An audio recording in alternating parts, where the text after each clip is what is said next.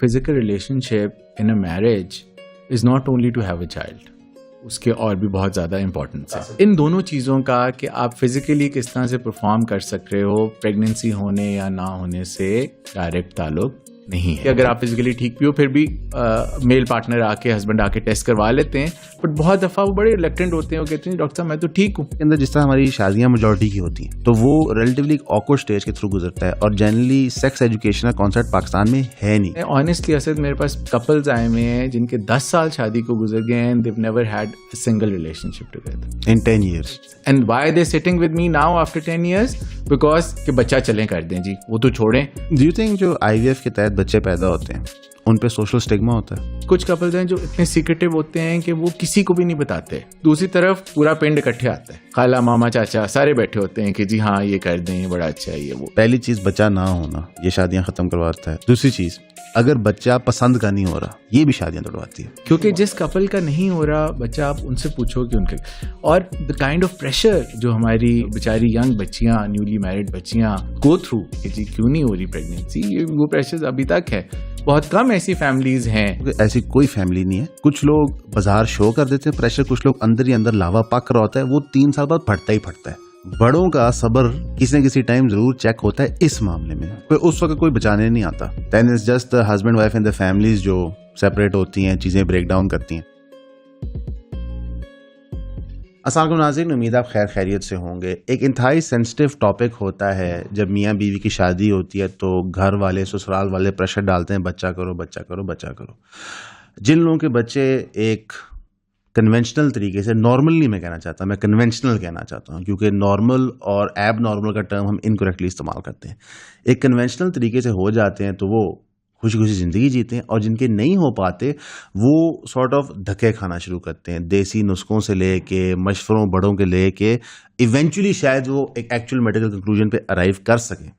लेकिन इस टॉपिक को इतना टैबू बना दिया गया और वाहिद टाइम जब उसको डिस्कस किया जाता है तो उसको एक लिबरल पैराडाइम के तहत डिस्कस किया जाता है as opposed to a medical paradigm जो ये है। तो आज हमारे साथ हैं डॉक्टर हारून लतीफ़। सबसे पहले रोज़े में आने का बहुत शुक्रिया। Thank you. आई अंडरस्टैंड सबकी रूटीन से डिस्टर्ब हुई होती हैं। हम स्ट्रेट अवे मुश्किल सवाल में जाएंगे कोई, बिकॉज हम जो भी चीज़ करते हैं यहाँ पे उसका पर्पज़ होता है लोगों को एजुकेट करना, और लोगों का नंबर 1 क्वेश्चन टू एनीथिंग बच्चों के related, specially something as supposedly as sensitive as IVF treatment होता है कि क्या शरई तौर पे ये जायज़ है कि नहीं। देखें, आपने बड़ी अच्छी बात की असद के नॉर्मल और एबनॉर्मल की तो टर्म बिल्कुल यूज़ करनी ही नहीं चाहिए। ट्रीटमेंट्स हर किसी भी कोई भी इशू हो, हेल्थ रिलेटेड इशू हो तो उसका ट्रीटमेंट जाहिर है होना चाहिए और प्रॉपर ट्रीटमेंट होना चाहिए।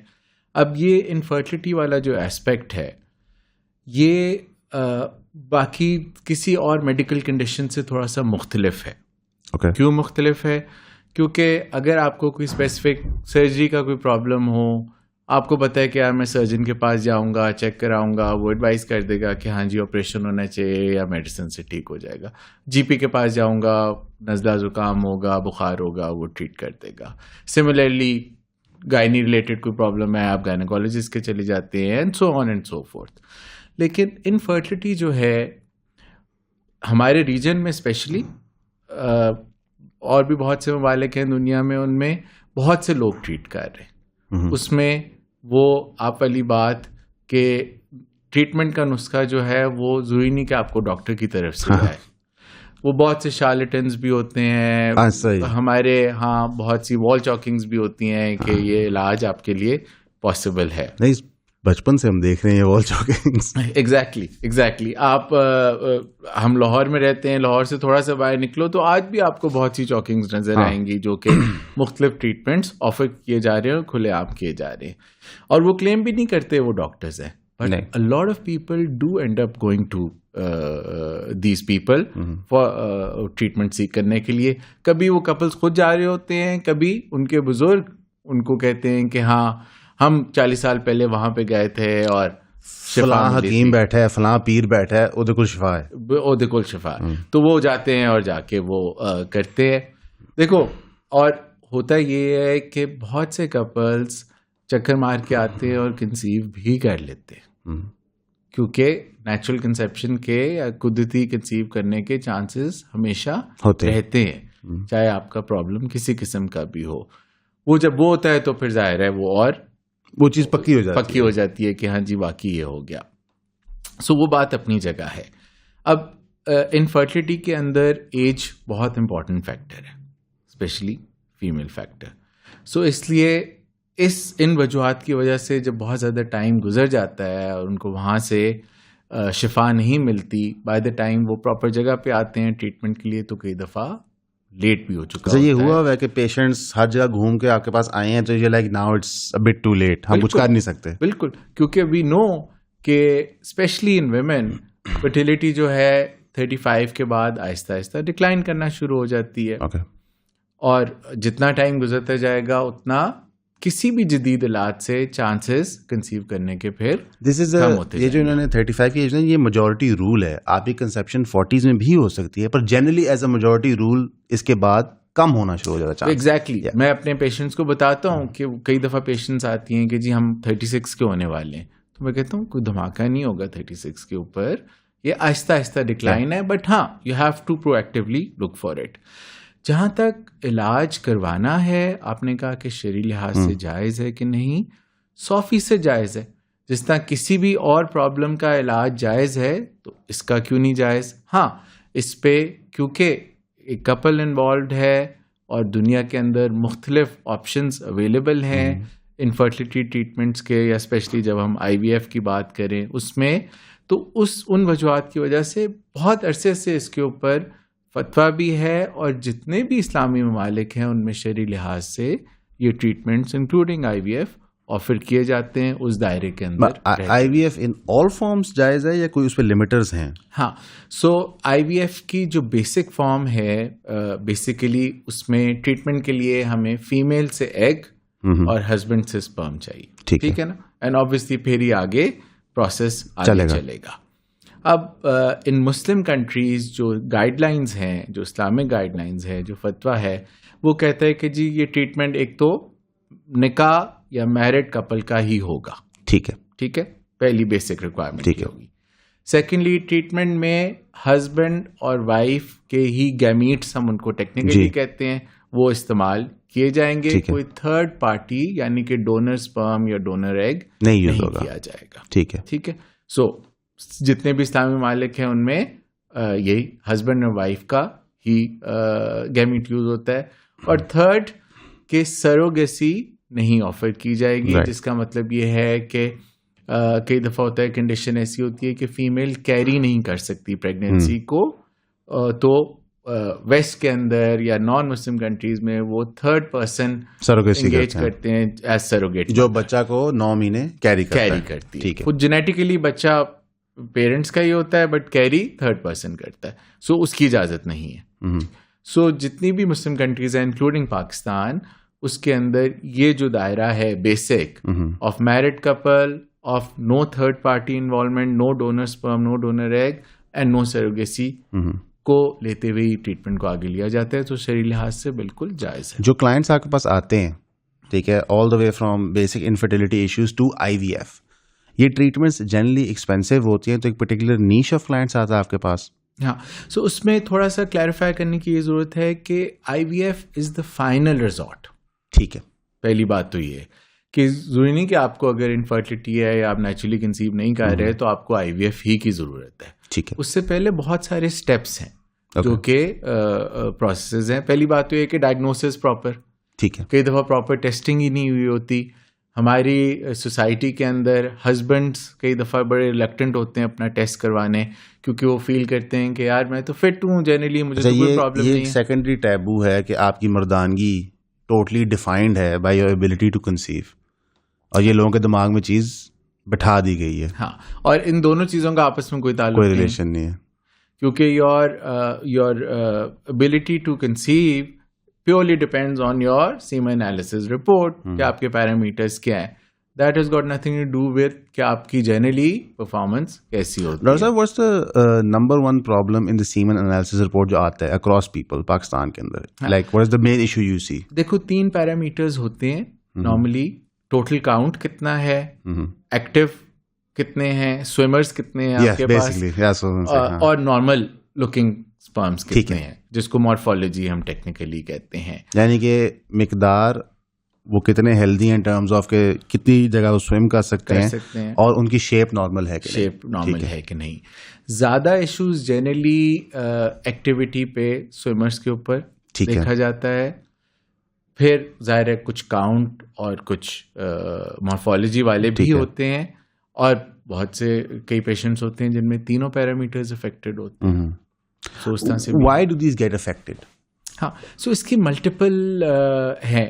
देखो 40-45% में तो एग्जैक्ट कॉज नहीं पता चलती, ठीक है। अभी भी बहुत सी हेल्थ केयर में चीज़ें हैं जिनकी आज भी हमें, जिसको हम टेक्निकली इटियोलॉजी कहते हैं कि वजह क्या है कि ये हो रहा है, वो नहीं पता होता। ओके, सो 40% में तो इतना है। बाकी 60% में वेरियस रीजंस हैं, जिनमें कुछ मेडिकल रीजन यूरोलॉजी रिलेटेड होती हैं, बट बहुत सा लाइफस्टाइल रिलेटेड भी है। हमने देखा है कि विद टाइम मेल इनफर्टिलिटी की अभी हम बात कर रहे हैं, उसका ट्रेंड या इंसिडेंस बढ़ता जा रहा है जी, एज कम्पेयर टू बिफोर। फिर then there are certain areas जहाँ पे male infertility is more as compare to the rest of the area. Per capita बहुत ज्यादा थी, आप हैरान होते कि इस इलाके में ऐसा क्या हो रहा है। पाकिस्तान के नॉर्थ में ये बहुत ज्यादा है। हाँ, नॉर्थ में for some reason the incidence of male infertility is much higher. ठीक, इसी तरह कुछ अफ्रीकन कंट्रीज में तो एक्सट्रीमली हाई। सो इसका आपके लाइफस्टाइल, आपकी एनवायरनमेंट, मौसम, फिर वेरियस फैक्टर्स हैं, ईटिंग हैबिट्स भी करते हैं। हर ईटिंग हैबिट्स जनरली आपकी जो लाइफस्टाइल रिलेटेड, फिजिकल एक्सरसाइज हो रही है, आप इतने एक्टिव हैं नहीं है, सेडेंटरी लाइफस्टाइल है कि नहीं, चीजें मैटर करती हैं। Smoking is a big factor, जो कि लोग उसको कहते हैं, no I understand, including vape and shisha. हाँ ठीक है, वह पूरा स्पेक्ट्रम में कवर कर दूंगा, पूरा स्पेक्ट्रम। तो व्हाट हैपेंस इज के दो यहाँ पे एक सवाल यहाँ पे बनता है। अस्सलाम वालेकुम प्यारे बच्चे और बच्चियों, आप जब भी मुझे कहीं मिलते हैं तो बहुत से सवालात पूछते हैं, और आप मेरे हर प्लेटफॉर्म पे, हर जगह पे आप सवाल डाल रहे होते हैं। मेरे टीम के लिए बहुत मुश्किल हो जाता है उनको इकट्ठा करना और मुझ तक पहुंचाना। मेरी आपसे रिक्वेस्ट है, जितने मर्जी सवाल पूछें, 100 पूछें, 200 पूछें, आई एम गेम। एक तो नीचे दिए हुए व्हाट्सएप नंबर पे और ईमेल एड्रेस पे आप वो सवालात भेजें। दूसरा, आप ज्यादा से ज्यादा हमारे चैनल ईऑन क्लिप्स को सब्सक्राइब कर लें ताकि आप सारे उन पे पहुंच जाएं, और बड़ी तफसीली गपशप हुआ करेगी, एंड इंशाल्लाह I am going to love the interaction जो आपके साथ मेरी होगी। बहुत शुक्रिया। If you are infertile as a man, does this mean that you're also not able to perform sexually? Because हमारे यहाँ सेक्स को इतना अजीब सा टैबू बना दिया गया है कि जनाब इस पर कोई बात नहीं, हालांकि ये बड़ा क्रिटिकल मसला होता है, और शरई तौर पर भी कुरान में जिस दफ़ा मियाँ और बीवी के रिश्ते की बात हुई है और उसका एक पहलू सेक्स का है, तो डज दिस मीन कि अगर आपका लेट से कोई प्रॉब्लम इन कंसेप्शन है तो आपकी परफॉर्मेंस इन सेक्स में प्रॉब्लम है, या ये कोई कोरिलेशन नहीं होता आपस में? देखो, पहली बात तो ये है कि आपने बड़ी अच्छी बात की कि physical relationship in a marriage is not only to have a child, उसके और भी बहुत ज़्यादा इंपॉर्टेंट मकासद होते हैं, और भी मकासद होते हैं। इन दोनों चीज़ों का कि आप फिजिकली किस तरह से परफॉर्म कर सक रहे हो, प्रेगनेंसी होने या ना होने से डायरेक्ट ताल्लुक नहीं है। Okay. उसकी वजह यह है कि आपके सीमन पैरामीटर्स 100% ठीक हो सकते हैं, लेकिन आप फिजिकली वीक हो सकते हो किसी भी वजह, वो साइकोलॉजिकल हो या मेडिकल रीजन हो, वो अलग एक डिस्कशन है। दूसरी तरफ आपके सीमन पैरामीटर्स बिल्कुल खराब हैं और आप physically you are performing perfectly fine, आपको कभी फील नहीं हुआ कि आपको किसी किस्म की देयर इज सम इशू, मर्दाना कमजोरी जिसको कहते हैं कि है उस तरह से। और ये बड़ा तभी मिसलीडिंग होता है, तभी बहुत से केसेस के अंदर, अब तो खैर अवेयरनेस बढ़ भी रही है, अर्बन एरियाज में ज़्यादा है रूरल एरिया से, कि हाँ ठीक है, अगर आप फिजिकली ठीक भी हो फिर भी मेल पार्टनर आके, हस्बैंड आके टेस्ट करवा लेते हैं, बट बहुत दफ़ा वो बड़े रिलक्टेंट होते हैं, वो कहते हैं डॉक्टर साहब मैं तो ठीक हूँ। और इसमें एक और फैक्टर है, अगर एक बच्चा हो जाए तो वो कहते हैं कि हम सारी ज़िंदगी के लिए बाइज्जत बरी हो गए। ओके, ये भी फैक्टर है, क्योंकि सेकेंडरी इनफर्टिलिटी भी होती है कि आपने एक दफ़ा कंसीव कर लिया पर दूसरी दफ़ा नहीं हो रहा, 5 साल 8 साल गुजर गए हैं, तो आपकी हो सकता है कि विद टाइम जो आपकी रिपोर्ट्स वगैरह हैं वो उनमें कोई चेंज आ जाए, अफेक्ट आ जाए। आपका लाइफस्टाइल पहले बच्चे के बाद चेंज होता है तो वो आपको अफेक्ट करता ही करता है। एग्जैक्टली। खवातीन के साइड पे ज़्यादातर क्या प्रॉब्लम देखने को मिलती है? हाँ, देखो मल्टीपल रीजंस हैं, उसमें बहुत कॉमन एक जो चीज़ देखी जा रही है उसको पॉलीसिस्टिक ओवरीज कहते हैं, पीसीओ का नाम आपने भी बहुत सुना, बहुत कॉमन है। वो बेसिकली हार्मोन्स का इम्बैलेंस है, जिसमें एग आपका बंद हो रहा होता है पर मैच्योर नहीं हो रहा होता, ठीक ठीक है। है। अब उसका भी पूरा स्पेक्ट्रम है। आप हर बंदे को नहीं कह सकते कि जिसका थोड़ा सा डिस्टर्ब है इसको पीसीओ हो गया हो, उसका भी एक टेक्निकल स्पेक्ट्रम है, वो बात फिर टेक्निकल चली जाएगी, बट ये बड़ा कॉमनली देखा जा रहा है। इस पे डिस्कशंस तो हो रही है, पर कई लोग आके कह रहे हैं जी मैंने चिकन छोड़ दिया, मैंने ये कर दिया, वो कर दिया। ये डेटा भी इन चीज़ों को कंक्लूसिव support नहीं है। कर रहा, कंक्लूसिव नहीं है कि उसका किस हद तक इम्पैक्ट है। हाँ, use of steroids and hormones in meat definitely has a role, not only in this PCO बल्कि जनरली भी बहुत रोल है। और इस तरह के फैक्टर्स हो सकते हैं। सो पीसीओ इज वेरी कॉमन। फिर हमारी जिसको पेल्विक इन्फेक्शंस कहते हैं इन फीमेल, वो भी बहुत कॉमन है। वो हाइजीन की वजह से, लैक ऑफ अवेयरनेस की वजह से, ये सारे lack of education about hygiene basically, exactly ये मसला है। एग्जैक्टली। सो दैट, और वो बड़ी यंग एज में भी हो जाती हैं, कभी कभी एसिम्प्टोमेटिक होती हैं कि पता भी नहीं होता कि इस तरह की कोई चीज़ है, अब जाके मैनिफेस्ट होती हैं, बाद में फिर वो लीड करती हैं, ट्यूब्स ब्लॉक हो जाती हैं या कोई और ऐसे फैक्टर्स इंटरनली स्टैब्लिश हो जाते हैं जिसकी वजह से फिर वो नेचुरल प्रेगनेंसी नहीं हो रही होती। बाकी एंडोमेट्रियोसिस और इस तरह के और भी डू यू थिंक factors हैं। लाइक ओके, एक और सवाल है, वो आपके चिकन वाले सवाल से मुझे ख्याल है कि पीसीओज पिछले 30 साल में, बिकॉज आपका और आपकी फैमिली का फर्टिलिटी की फील्ड से काफ़ी पुराना रिश्ता है, हम उस पर भी आएंगे, पर जो पीसीओज इंक्रीज हो गए हैं, पेल्विक क्या कहते हैं इन्फेक्शंस इंक्रीज हुई हैं, ये इंक्रीज हुई हैं over a passage of time या ये वही लेवल है जो 30 साल पहले था? देखो, प्रॉब्लम है कि हमारी जो रिपोर्टिंग है ना थोड़ी कमजोर है, डेटा की कलेक्शन, ठीक है। हमारी तो आबादी पॉपुलेशन का डेटा, उस पर हम फैसला नहीं कर पा रहे, सही तरह फैसला नहीं कर पा रहे, एक बॉल पार्क फिगर्स चल रही होती हैं। तो इंसिडेंस ऑफ डिजीज, कोई भी चाहे डिजीज हो, उसका एग्जैक्ट वो पता नहीं होता। बट जाहिर है आबादी जिस तरह से बढ़ रही है, इंसिडेंस भी उनमें बढ़ता जा रहा है ड्यू टू वेरियस फैक्टर्स। साथ साथ अवेयरनेस भी आ रही है। फिर वो पाकिस्तान में स्पेशली अब देखा गया है कि आप पाकिस्तान को ना अब एक होल पाकिस्तान नहीं ले सकते, क्योंकि अर्बन और रूरल के अंदर बहुत मेजर डिवाइड है। एंड देन शायद पंजाब के स्टैट्स बड़े मुख्तलिफ होंगे आपके बलूचिस्तान के स्टैट से या सिंध के स्टैट से या आजाद जम्मू कश्मीर से। हाँ, सो उस तरह से है। But generally disease although treatments बेहतर होते जा रहे हैं, but incidence of generally infertility, अब डेवलप्ड कंट्रीज के अंदर इनफर्टिलिटी की पहले इंसिडेंस कोट किया जाता था 20% ओवरऑल, कि जो फर्टिलिटी ग्रुप में कपल्स हैं उनमें 20% ऐसे होंगे जिनको इनफर्टिलिटी होगी और उनको किसी किस्म की हेल्प या ट्रीटमेंट चाहिए होगी कंसीव करने के लिए। अब वेस्टर्न कंट्रीज में इंसिडेंस कई जगह एज लो एज 10% पे आ गया, because of better awareness, because of वो सारा। हाँ, fertility decline is another issue जो कि अब वेस्ट और बहुत से मुल्क, और वो भी एक बहुत major ability to have kids and having kids दो फर्क चीज है एग्जैक्टली वो है। बट हम जैसे ममालिक में, डेवलपिंग कंट्रीज के अंदर, सम ऑफ द अफ्रीकन कंट्रीज के अंदर incidence is actually on the rise, because of these various factors जो व्हेन यू सी क्या कहते हैं पेशेंट्स, जो because this is a gynae thing also, like जो आपने दो चीज़ें पर्टिकुलरली बताई हैं, स्पेशली अगर वो पेल्विक इन्फेक्शन से रिलेटेड है, तो डू यू थिंक कि ख़वातीन गायनेकोलॉजिस्ट के पास जाने के लिए हेजिटेंट होती हैं unless they're in a family way? Basically एक बच्चे कंसीव करने से पहले लोग गायनेकोलॉजिस्ट नहीं जाते, हालांकि जो वैसे आप डॉक्टर के पास चेकअप के लिए जाते हो तो gynaecology is not something prefer, वो सॉर्ट ऑफ लाइक आपकी माँ ही आपको बता रही होती है ऐसे। Do you think this is a factor? हाँ, सो देखो, इसका एक तो जाहिर है, और पता है there is nothing wrong with it कि आपकी मदर अगर यंग बच्ची को गाइड करे बिफोर गेटिंग मैरिड, या जब वो उस टीनेज एज में हो जहाँ पे उसको जरूरत है, तो there is nothing wrong with it.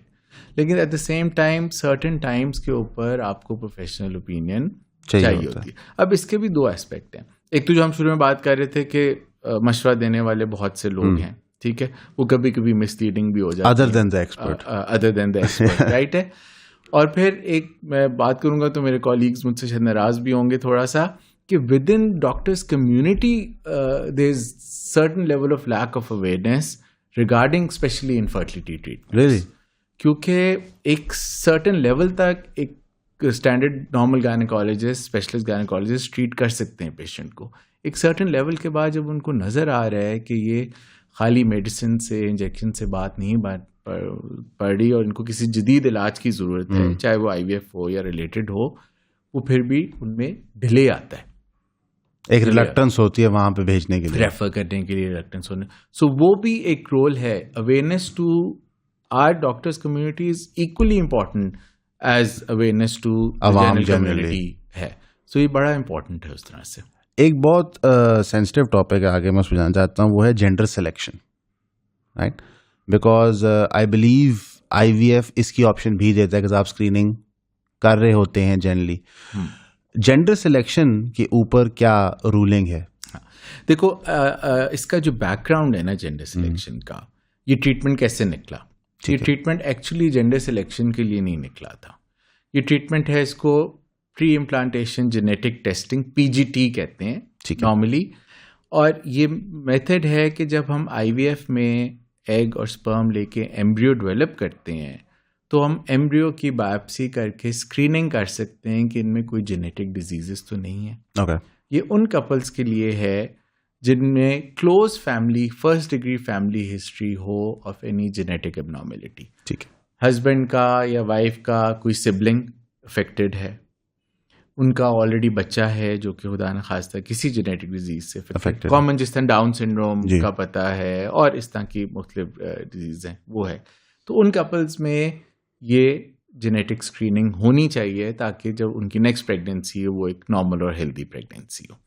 अब जब हम एम्ब्रियो की जेनेटिक स्क्रीनिंग करते हैं तो हमें ऑब्वियसली उसका जेंडर पता चल जाता है, ठीक है, क्योंकि क्रोमोसोम्स हम स्क्रीन करते हैं तो पता लगता है कि XX है फीमेल है या XY मेल है।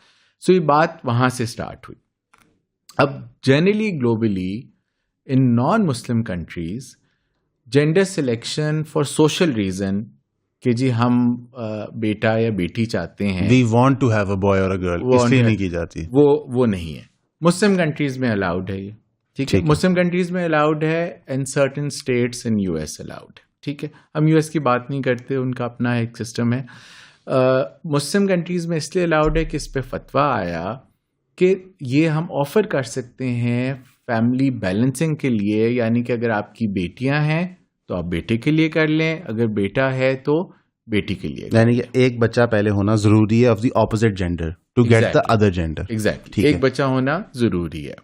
उसके थॉट प्रोसेस पीछे ये है कि इस्लामी माशरे में ज़्यादा डेवलपिंग कंट्रीज में, हमारी जैसी में, they keep on having children till they get a boy in most of the cases. यही है basically, actually in most of the cases. Very rarely होता है कि 5 बेटियां और फाइनली छठी बेटी हो जाती है तो फैमिली सेलिब्रेट करती है। मतलब बच्ची के पीछे वो बार बार शायद बच्चा नहीं करेंगे, पर बेटे के पीछे वो बार बार रिपीटेड प्रेगनेंसीज हो रही है, which has a negative impact on the mother. जाहिर है बार बार प्रेगनेंसी पॉपुलेशन के ऊपर उसका एक इम्पैक्ट होता है, बच्चे वो कर रहे हैं, and then the health of the child. जाहिर है जहाँ पे 2 बच्चों का ख्याल रखना है वहाँ पे 6 का रखना, maybe you are not equipped, फिर मेल न्यूट्रिशन वो सारे और वो जेनेटिक प्रॉब्लम्स में दे जाना शुरू हो जाती। सो ये सारे थॉट प्रोसेस के हिसाब से ठीक है, आपको अगर बेटा की ख्वाहिश है और आपकी ऑलरेडी बच्चियां हैं, बच्ची है एटलीस्ट, तो आप कर सकते हैं, फैमिली बैलेंसिंग के लिए इस्तेमाल कर सकते हो। इस पे अल अज़हर यूनिवर्सिटी लीडर है IVF की, जहाँ से नॉर्मली इजिप्ट से वो आते हैं फतवास, फिर सऊदी से भी आया हुआ है, और Pakistan Islamic ideology of Pakistan ने भी इस पे फतवा दे दिया था, जिसपे इन्हीं रूल्स एंड रेगुलेशन जो बेसिक एक IVF की हमने बात की वो रूल्स इनिशियल वाले और ये वाले, और प्लस ये मिला के you can offer it too. और साहब एक क्वेश्चन है कि जब आप जेनेटिक स्क्रीनिंग करते हैं और लेट से पता चलता है कि एम्ब्रियो के अंदर कोई है इशू, फिर क्या करते हैं? देखो IVF के अंदर मल्टीपल एम्ब्रियोज बनते हैं, यस, ठीक है, चाहे हम जेनेटिक टेस्टिंग करें या ना करें, ठीक है। उनमें से अच्छी क्वालिटी का एम्ब्रियो हम ट्रांसफर कर देते हैं, ठीक है। पेशेंट ने कंसीव कर लिया, बेबी हो गया माशाल्लाह, दोबारा सेकंड बेबी के लिए भी उन्होंने कर लिया, बट इवेंचुअली कुछ एम्ब्रियोज होते हैं जो कि हम लोग ना रिसर्च में यूज कर सकते हैं ना डोनेट कर सकते हैं, क्योंकि हम डोनर्स थर्ड पार्टी हम करते हैं, तो वो फिर डिस्कार्ड हो जाते हैं, वेस्ट हो जाते हैं। हाँ, ओके, सो बेसिकली वैसे अमूमन how many embryos do you make on average before a conception? As much as possible, ठीक है, ताकि वो है, but it's not a huge number, it's normally around 8, 10, 6। Okay, obviously varies from person to But person, roughly but on average इतना ये होता चल रहा होता है. है. हाँ, ऑन एवरेज इतना होता है. इस सारे के अंदर डू यू फील के माशरे के अंदर, क्योंकि आपने एक और भी डिग्री की हुई है, बिकॉज मैं उस पर भी बात करना चाहता हूँ, माशरे के अंदर जिस तरह हमारी शादियाँ मेजॉरिटी की होती हैं तो वो रिलेटिवली एक ऑकवर्ड स्टेज के थ्रू गुजरता है, और जनरली सेक्स एजुकेशन का कॉन्सेप्ट पाकिस्तान में है नहीं. इनफैक्ट यहाँ पे वो मैं ऐसा कहता हूँ कि पीयर रिव्यू सेक्स एजुकेशन होती है कि आपके आगे पीछे वाली बताते हैं. Does this also play a factor in conception and कल को in problems of like let's say physical health as far as your love life in marriage is concern? देखो, स्टेटिस्टिकली ना हमने देखा है कि जो इनफर्टिलिटी के लिए पेशेंट्स आते हैं ना, उनमें almost half of the patients have some sort of problem in their relationship, in their physical relationship आपस के अंदर. ओके, ठीक है. अब उसमें कुछ वाकई मेडिकल रीजंस होती हैं, कुछ जो है वो ऑर्गेनिक साइकोलॉजिकल प्रॉब्लम्स होती है. अब हमारी सोसाइटी एक कंजर्वेटिव सोसाइटी है जनरली, और उसके अंदर ये अवेयरनेस ना ही लड़के को दी जाती है ना ही लड़की को दी जाती है. ठीक है. And suddenly they are married, mostly arrange marriages, they don't know each other, and then people expect कि जी अब इनका जल्दी से फौरन बच्चा भी हो जाए. तो इसका एक बहुत बड़ा साइकोलॉजिकल इम्पैक्ट दोनों के ऊपर होता है, क्योंकि मेल प्रॉब्लम ज़रा ज़्यादा प्रोमिनेंट हो जाती हैं, क्योंकि जब मेल प्रॉब्लम हो तो वैसे ही आगे प्रेगनेंसी के चांसेस नहीं हो रहे होते, जिसकी वजह से वो they have to suffer in many ways than one. At times तो इस हद तक कि वो आपस में भी नहीं डिस्कस करते, चुप ही रहते हैं कि पता नहीं क्या हो रहा है. फिर बहुत से लोग शर्मिंदा हैं, वो एम्बैरेस फील करते हैं कि हम किसी से भी बात करें. How can we tell someone ये प्रॉब्लम है. फिर आपके पेयर रिव्यू वाली बात कि हाँ कुछ दोस्तों से बात कर लेते हैं, दोस्त आगे कहते हैं यार ये तो कोई मसला ही नहीं, ये तो बड़ा एक नेचुरल तो मजाक उड़ाते हैं. हाँ, एग्जैक्टली. सो वो सारा डर होता है. तो मैं ऑनेस्टली असद, मेरे पास कपल्स आए हुए हैं जिनके 10 साल शादी को गुजर गए हैं, they've never had a single relationship together in 10 years. In 10 years. And why are they sitting with me now after 10 years? Because कि बच्चा चलें कर दें जी, वो तो छोड़ें, हमारा शादी का वो हिस्सा ही नहीं है, हमें आप ये ट्रीटमेंट के थ्रू कंसीव करवा दें. 10 साल. और ये एक एग्जाम्पल नहीं है, मेरे पास सैकड़ों एग्जाम्पल्स हैं इस तरह की. इतना टाइम गुजर गया.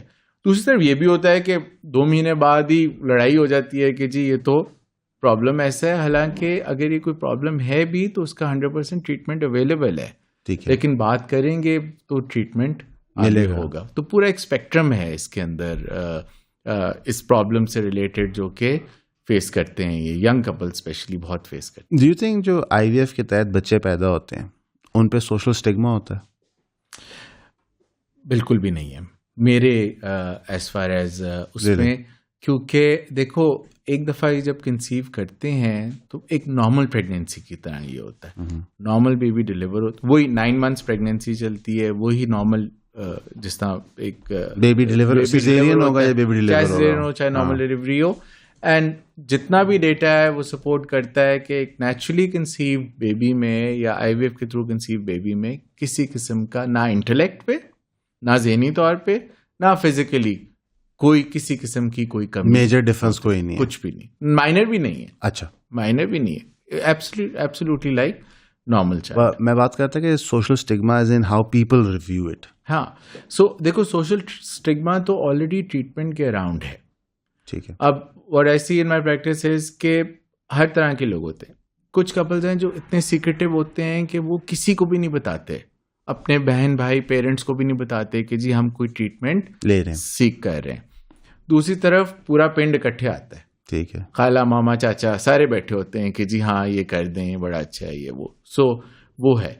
सो हमारा जब first IVF baby of Pakistan पैदा हुआ 1989, डॉक्टर आशिर लतीफ़ उनकी टीम ने किया, तो जब वो बेबी डिलीवर होना था द पेरेंट्स वो वेरी कंसर्न. उसके अपने फादर ने कहा हुआ था कि ये काम तुम तो नहीं कर रहे. न्यूज़ पे आ रहा था कि जी आईवीएफ बेबी, पहला पाकिस्तान का आईवीएफ बेबी हो रहा है, कि ये काम तुम तो नहीं कर रहे, हमें पता चला है तुम डॉक्टर आशिर लतीफ़ से ट्रीटमेंट करा रहे थे, ये तो नहीं करवा रहे तुम. सो इतना कंसर्न था. तो उन्होंने कहा कि जी ये तो इतना एक न्यूज़ में है, हम तो नहीं किसी को बताना चाहेंगे. तो we actually delivered 4 children at the same time, same day. अच्छा. And no one knew except us कि जी इनमें से IVF बेबी कौन सा है, और वो आज तक नहीं पता किसी को, ठीक है। सो इस तरह से But that IVF baby is like 40 years old now. 89 में He's not पैदा big, he's हुआ, older than me. हाँ, सो वो सारा है। सो इसलिए बहुत से लोग होते हैं, ओवर द इयर्स ये टैबू थोड़ा सा कम कम हुआ हो रहा है। अच्छा, ये टैबू मैंने देखा है कि ये हर सोशल इकोनॉमिक ग्रुप में भी है। अच्छा, it's not just a let's say rural thing, it's a urban में भी वही है। हाँ, अब रूरल तरीन लोग बड़े देसी पिंड से आते हैं, they very open about it, और वो कहते हैं जी हाँ कोई मसला नहीं, हमें पता है, सही है। और बड़े mod squad high social economic group वाले लोग भी आगे बड़े सीक्रेटिव होते हैं कि यार किसी को पता ना लग जाए कि ये पता नहीं क्या हो रहा है। सो ये पूरे Do you स्पेक्ट्रम में think the taboo is because third party donations होती हैं, तो वही कॉन्सेप्ट लेके यहाँ उसको गाली बना दीजिए, हालांकि यहाँ थर्ड पार्टी डोनेशन नहीं हो रही होती। ये सबसे बड़ा कंसर्न होता है जब ये लोग आते हैं। Really? बहुत से मरीज ये बात खुली खुली पूछते हैं, और मुझे तो बड़ी खुशी होती है जब पूछते हैं, क्योंकि बात दिमाग में नहीं रहनी चाहिए, आपको डिस्कस करनी चाहिए। तो मैं उनसे कहता हूँ यार पाकिस्तान में IVF में एक ही गारंटी है, क्योंकि सक्सेस रेट तो गारंटीड नहीं है, हाँ। 50% जो भी 40% depending on the patient. Guarantee ये है कि बच्चा आप दोनों का है, There's no कोई third party third party involvement नहीं है। हमारे पास गाइडलाइंस भी हैं, अल्हम्दुलिल्लाह इस्लामिक काउंसिल का वो भी है। सो इसलिए हमें तो बिल्कुल क्लियर कट है, हस्बैंड एंड वाइफ का ट्रीटमेंट होना है, कोई डोनर नहीं होना। Did you get bullied at the birth of the first IVF baby? Absolutely, I was in school, मैं क्लास के 5 में था, E1 में एटसन कॉलेज में पढ़ रहा था तब। या जूनियर या प्रेप स्कूल में थे? हाँ, ठीक।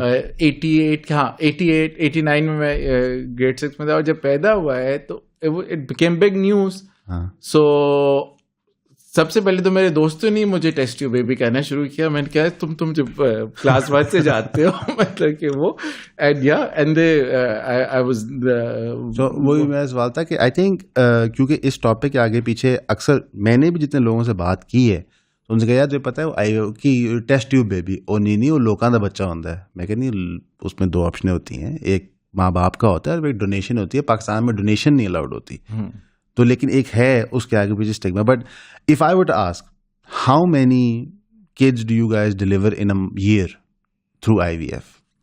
देखो, नंबर ऑफ किड्स का एग्जैक्ट स्टैट तो number of treatment cycles are close to about 2000 plus, right? So obviously उसमें फिर अकॉर्डिंगली इट वेरीज। प्लस क्योंकि जैसा मैंने भी थोड़ा सा जिक्र किया था कि हम एम्ब्रियोज को फ्रीज करते हैं। Some patients do go through multiple transfer attempts या वो उस तरह से, तो it may take some time. हाँ, it may take some time, पर वो होता है। बट इतना है, over the years awareness बढ़ी है, a lot of people are coming for these treatments, hence number of IVF centers भी अब over the years ज़्यादा हो गया, बढ़ते जा रहे हैं, बट अभी भी बहुत कम है। Statistically वो कहते हैं कि 1 मिलियन की आबादी पे एक IVF सेंटर होना चाहिए। वो तो इतने तो नहीं होंगे पाकिस्तान में। पाकिस्तान में 25-30 हैं टोटल।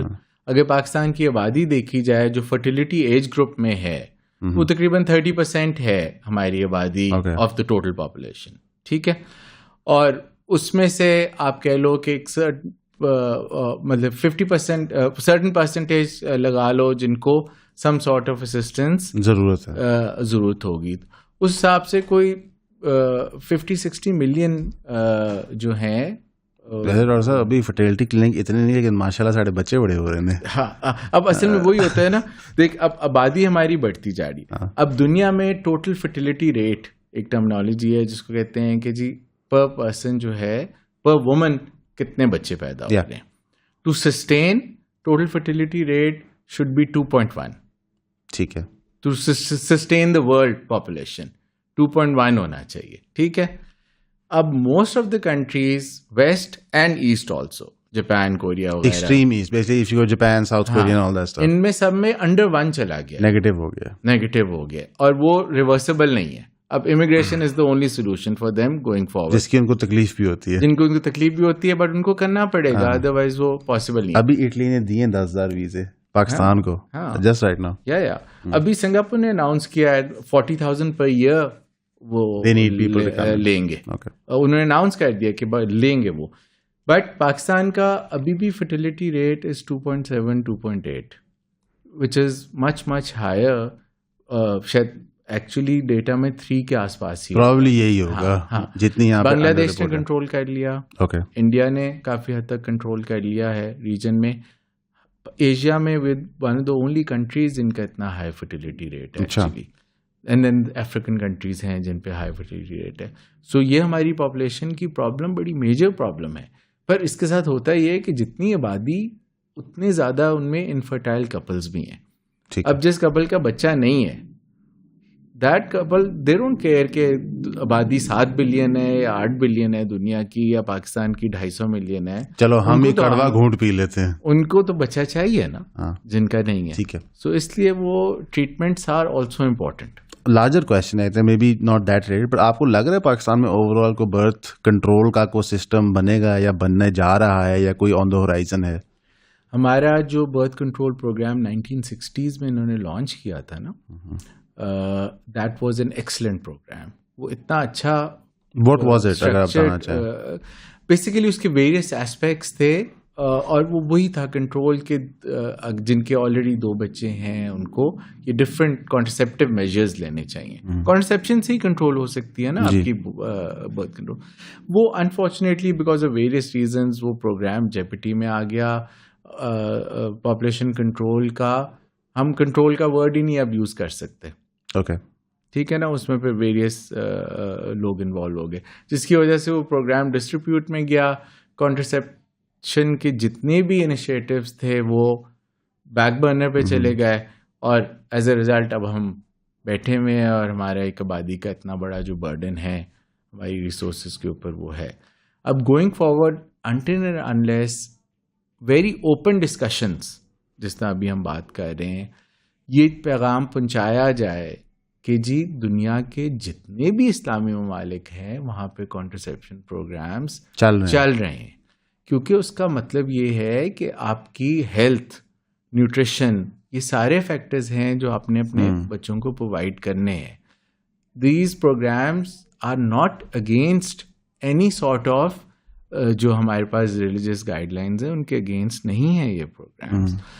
जब तक हम इसको एग्रेसिवली नहीं टेकअप करते तब तक ये हमारा प्रॉब्लम सॉर्ट आउट नहीं होगा, और सॉर्ट आउट करने में भी आपको पता है उसका इम्पैक्ट आने में काफी it takes quite some time लगेगा। इट्स नॉट लाइक ओवरनाइट नहीं हो सकता ये। हाँ, जो आपके पास थ्रू IVF कंसेप्शंस होती हैं, उसकी पोस्ट कंसेप्शन जो मदर और चाइल्ड की केयर होती है वो डिफरेंट होती है या सेम होती है? Absolutely the same okay to the extent. हाँ, कुछ इनिशियल पीरियड में कुछ मेडिसिन वगैरह, कुछ सपोर्ट ज्यादा होती है medicine, like in the first trimester, first 3 months के लिए एग्जैक्ट 12 weeks तक होती है।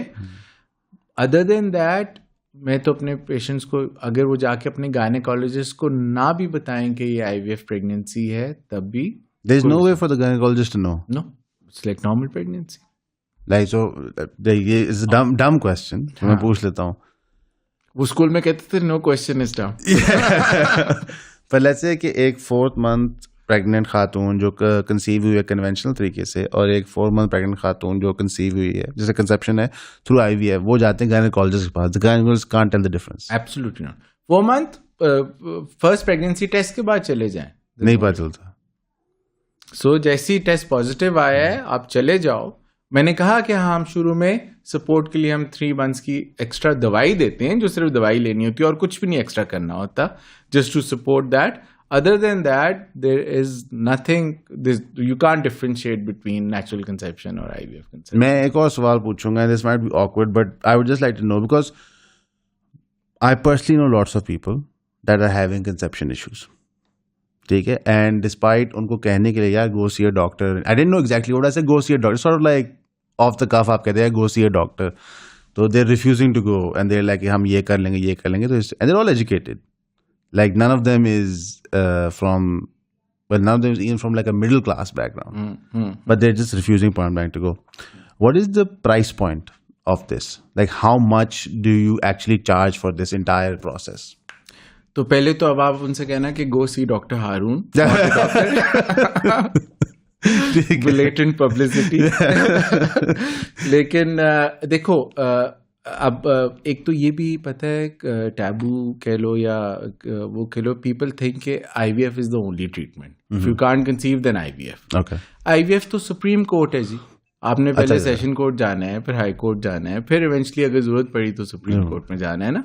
तो इसलिए बहुत से ऐसे ट्रीटमेंट्स अवेलेबल हैं बिफोर दैट। हाँ, when you talk about price point, और जो कि चीपर ऑप्शंस है, मतलब दे आर नॉट एक्सपेंसिव, खाली मेडिसिन से। It is sort of like session court के, सेशन कोर्ट का वकील इतने का होता है, हाई कोर्ट इतने का, सुप्रीम कोर्ट का इतने का। सो प्रॉपर टेस्टिंग में और उन चीज़ों में ही बहुत से लोगों का प्रॉब्लम सॉल्व हो जाती है। बट अगर आईवीएफ ट्रीटमेंट की तरफ जाना है, आईवीएफ एक्सपेंसिव है, 9-10 लाख रुपए का एक ट्रीटमेंट साइकिल होता है। ठीक है। अब उसके एक्सपेंसिव होने की वजूहात है।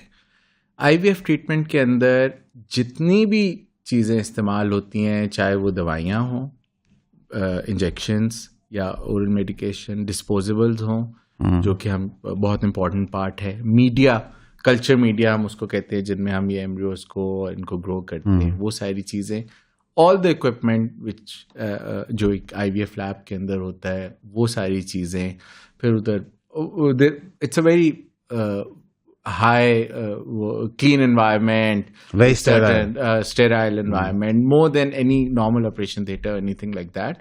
ये सारे factors की वजह से the cost is high, क्योंकि all these things are imported and they are linked to whatever the dollar rate और वो सारी ज़ाहिर है आपको import part होता है। Having said that, Pakistan is one of the cheapest countries to go through an IVF treatment cycle. Okay. If you compare cost of treatment, Pakistan में आप कह लें कि $3,000 रफली लगा लें, 10 लाख रुपए, इतना ही बन जाता है, तकरीबन इतना बन जाता है। यूएस के अंदर $25,000 है, ठीक है।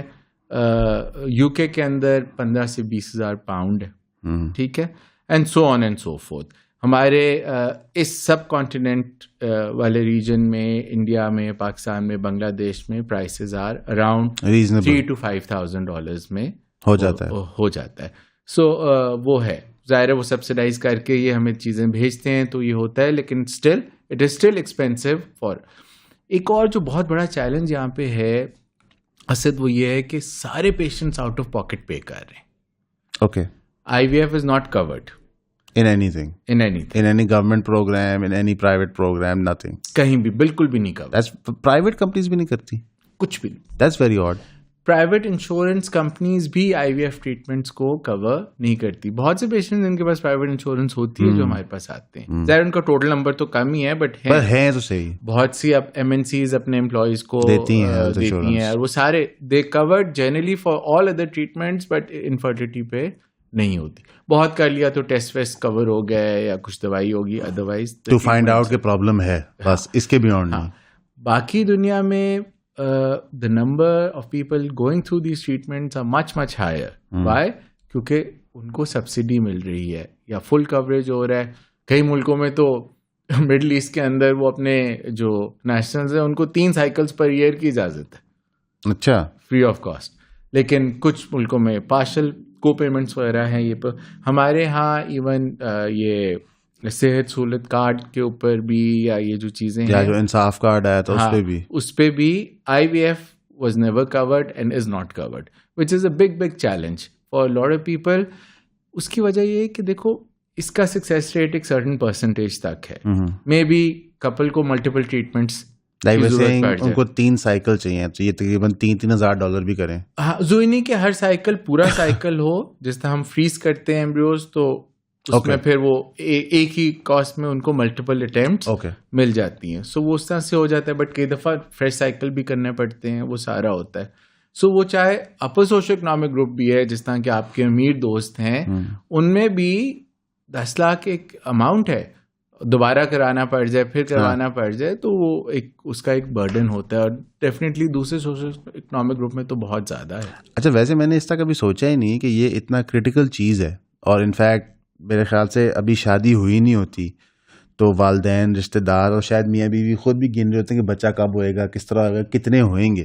तो इसके ऊपर कोई गवर्नमेंट प्रोटेक्शन, कोई गवर्नमेंट हॉस्पिटल है जो फैसिलिटी ऑफर कर रहा है IVF की? पाकिस्तान के अंदर सिर्फ कराची में जिना हॉस्पिटल में है गवर्नमेंट IVF सेंटर, ठीक है, बट वो भी उस लेवल पे काम नहीं कर सक रहे जिस लेवल पे करना चाहिए, क्योंकि probably They're still better than nothing. They're still better than it. So मैं तो पर्सनली भी बड़ी एफर्ट करता हूँ और बातचीत भी कर रहा हूँ कि government sector and as well as हमारे जो मिलिट्री हॉस्पिटल्स हैं उनके अंदर ये फैसिलिटी होनी चाहिए। अभी मिलिट्री हॉस्पिटल्स में नहीं है, तो CMH के भी क्लाइंट्स को यहीं आना पड़ता है सारे। और देखो ऑफिसर्स, ऑनेस्टली यंग ऑफिसर्स के पास भी पैसे नहीं होते, सवाल पैदा नहीं होता। मतलब कि अगर जो मेरे तो बहुत से पेशेंट्स आते हैं, कैप्टन मेजर वगैरह, नहीं होते सिपाही तो छोड़ ही दो ना, वो भी बहुत आते हैं, पर वो आते हैं जो कि 10 लाख रुपया वो कहाँ से 10 लाख रुपया तो बहुत तगड़े लोग नहीं दे सकते, इसीलिए दे सकते। सो वो है, CMH has the resources. Similarly अगर हम पंजाब की बात करें, हमारे भी गवर्नमेंट का है, पर क्योंकि it's not an urgent, it's not considered to be an emergency or an urgent problem, right? लोगों की शादियां खत्म हो जाती हैं इसी वजह से। मैरिज सर्विंग है। अभी हम जो जेंडर सिलेक्शन की बात कर रहे थे, मैं वही सोचा था कि it is actually marriage saving. हाँ है, क्योंकि बड़ा कॉमन होता है कि यार डिवोर्स दे दी कि दूसरी शादी में शायद बेटा पैदा हो जाएगा। पहली चीज बच्चा ना होना ये शादियां खत्म करवाता है। अगर कोई चीज इसमें शफात आ सकती है तो बड़ी अच्छी बात है, और अगर वो शरीफ पैमाने के अंदर है तो फिर तो और भी अच्छी बात है। दूसरी चीज, अगर बच्चा पसंद का नहीं हो रहा, ये भी शादियां तोड़वाती है। हाँ।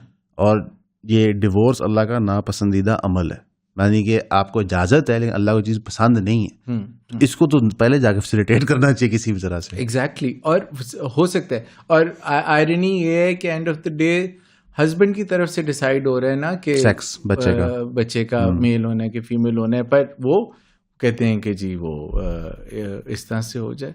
सो वो है। So cost is a major factor. Obviously हम लोग अपने तौर पे we do extremely subsidise treatments also, certain percentage को। हमने हाई एंड भी अपने क्लिनिक खोले हुए हैं जहाँ पे अपर सोशो इकोनॉमिक ग्रुप के लोग आके भी ट्रीटमेंट करवा सकते हैं लाइफ प्लस के नाम से। बट इसमें भी और दूसरा एंगल भी है हमारा जहाँ पे हम ये सब्सिडाइज ट्रीटमेंट करते हैं, बट प्राइवेट अदारों की लिमिटेशन होती है, ज़रूरत तो बहुत ज़्यादा है। सो गवर्नमेंट में डेफिनेटली ये चीज़ें आनी चाहिए। आई थिंक इसके अंदर इंटरेस्टिंग ये है कि अगर आप इन सारी गुफ्तगू की बातें करें, बिकॉज मैं यहाँ पे खुद ही अपनी तरफ से इंसर्शन डाल देता हूँ।